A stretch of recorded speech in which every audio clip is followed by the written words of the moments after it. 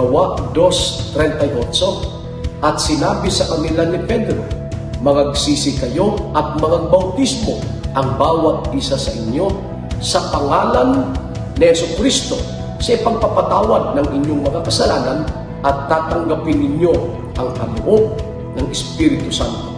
Sa mga nakaraang pagpapahayag natin, ating binanggit ang kahalagahan ng bautismo, mga kapatid.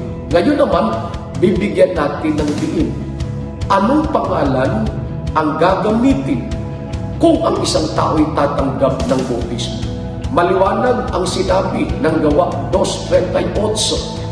Tayo po'y magbautismo sa pangalan ng Panginoong Jesucristo.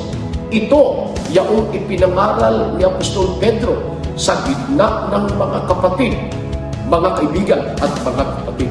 Kaya, ang bautismo sa pangalan ng Panginoong Jesucristo ang siyang paraan ng pagbabautismo sa bawat taong nagnanais tumanggap nito. Bakit po? Sapagkat sa pangalan ng Panginoon may kapatawaran, sa pangalan ng Panginoon may kaligtasan, at sa pangalan ng Panginoon may buhay na walang hanggan. Pagpalain ka ng Panginoong Diyos, kapatid. Maaari po kayong magtanong, mga kapatid, sapagkat walang tanong na di walang sagot sa Biblia, pagkat ang salita niya ay katotohanan.